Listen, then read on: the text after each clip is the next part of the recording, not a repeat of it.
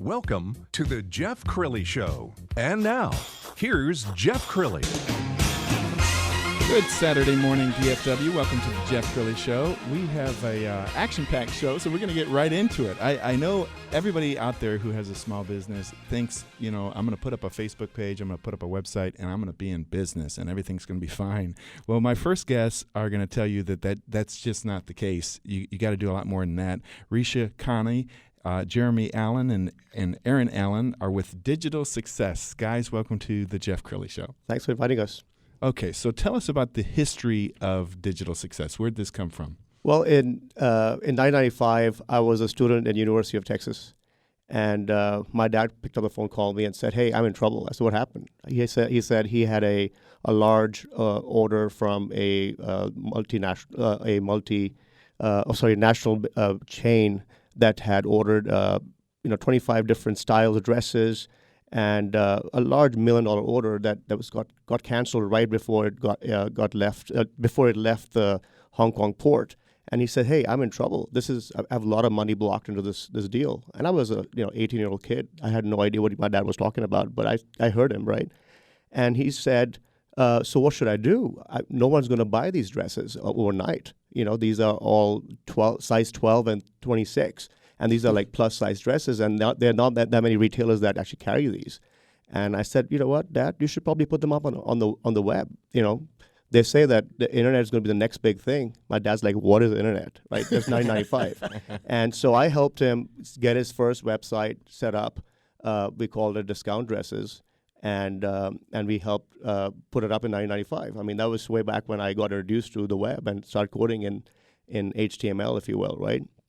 So marketed his website through college.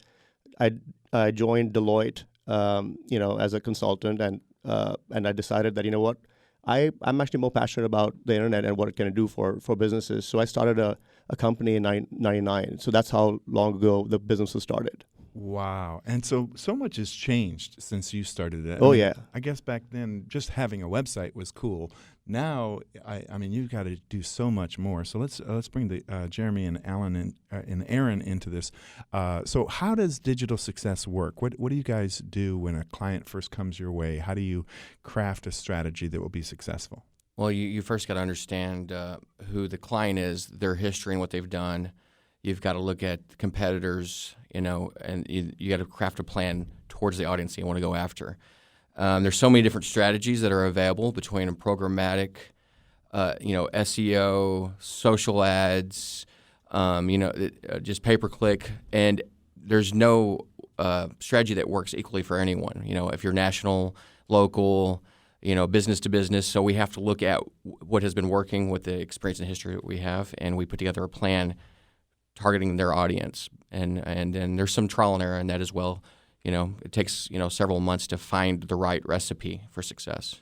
All right, let's bring you into this. What's your forte? Sure. So I'm a digital strategist at the company. I've been there for 2 years now, and what I like to say is that as the strategist, it's kind of like playing with an equalizer where you have to change the knobs up and down, find what works, find what doesn't work, figure it out, and optimize it. And as a high level, as a strategist, all we really do is find what works better than something else. That's super high level. It's pretty vague, but that's what I do every day. And I spend a little more time in the ditches than these guys here, but in the back end, right. Working on the marketing platforms.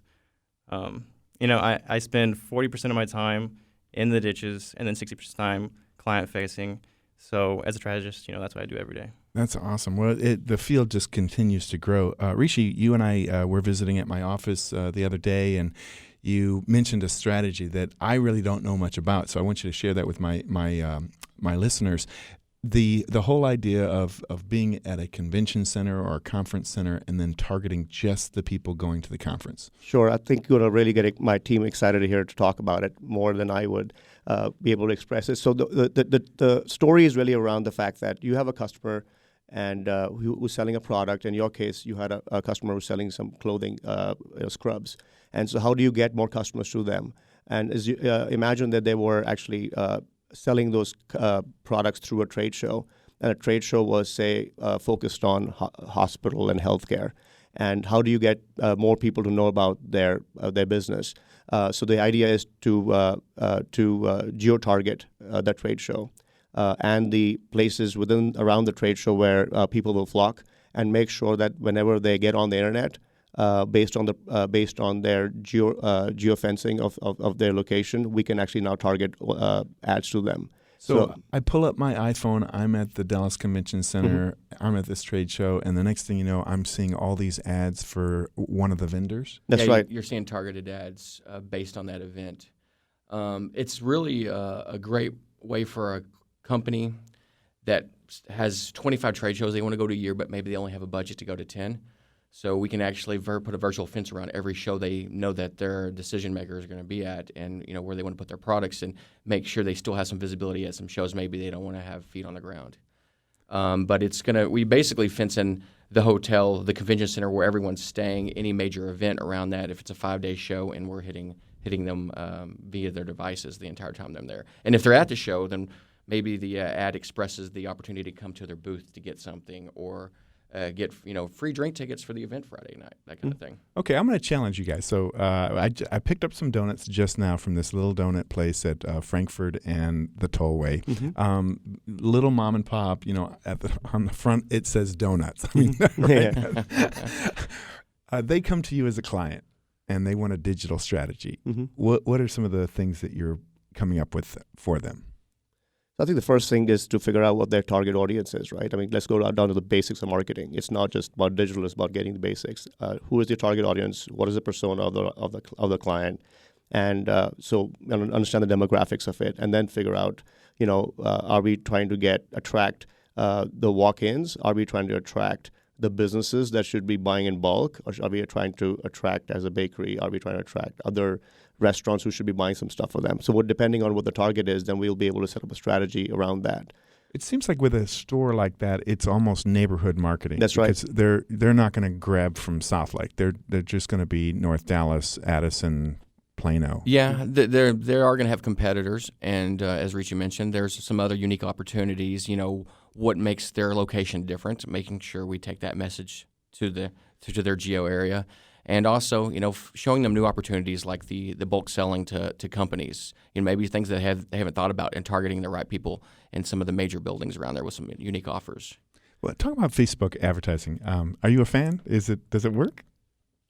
I've seen some pretty cool things. It works really well for top of funnel, for pulling in new leads and that kind of thing.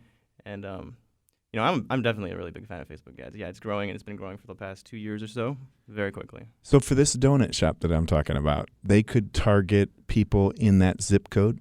Yeah, you can target your local audience, and for any local business, I've seen the strategy work really well, and in Facebook, the targeting options are getting more and more refined every day, and now they're pretty high up there, and I would suggest this to local businesses. Well, there's 4 or 5 different methods that you can use with Facebook ad, and some of the things might not be relevant. You can do it based on email addresses, but most likely a donut shop's not going to have an email address to its clients. So there's some things that we can't do with that, but we can do lookalike audiences. We can target certain demographics. But it's about the message and the creative. All right, you're a donut shop. Could you target cops? Yeah, we could. Well, I'm sorry. As long as they have a Facebook page, right? Well, one day we'll actually be able to target the cars no matter where they go. So the key to targeting a donut shop would be to tie in marketing dollars to success. Now a typical donut shop actually distributes coupons in an area and uses that methodology to attract customers. Now, how do you bring that to the digital world? You can still have coupons on the Facebook page. You can still have coupons as an ad, which says, "Hey, you know what? Try out our things, and we would like to give you 20% off. Whatever that offer is."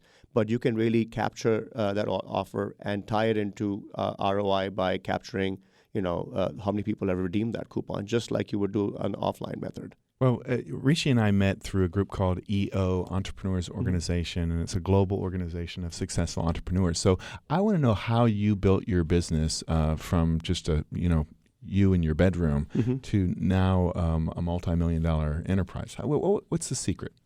The secret, I guess it's important to be true to your own values and your product. no shortcuts really come in the way of building a business. So if you're true to your values, you build a business of people who follow those core values, and you hire and fire using those core values. I think you are able to build a business which has a culture that represents you, culture that represents your values, and together when everyone is aligned to the vision of the business that you're trying to build together, that allows everyone to work towards and picking up that responsibility to help get you there. So it's about core values, getting the right people on the bus, and then having a vision that people buy into, and you just drive your business forward with it. And I know one of the things you guys are passionate about is the customer experience. Why don't you talk about that? When somebody comes to engage with you, what's the experience like working with you? When we take the time to understand the company and not just automatically throw them into a product or a technique, but really understanding, and listening to them and their goals and where they're going, what makes them unique, and really paying attention to that, and then being responsive when they reach out. And when a client comes to you, there are different kinds of clients. Some are big ROI. I mean, we got to get a return on our investment, and others is I just want to raise my brand recognition. It's a completely different strategy, is it not? Oh, it definitely is. I mean, every client will want something different, right? So you have to find out what success means to each person, and they'll have all these different definitions. And, the ideal client really is someone who has a general understanding of what marketing does already, and they're knowledgeable about what they need. And when you ask that question, right, so what does success mean to you, they'll know what it means.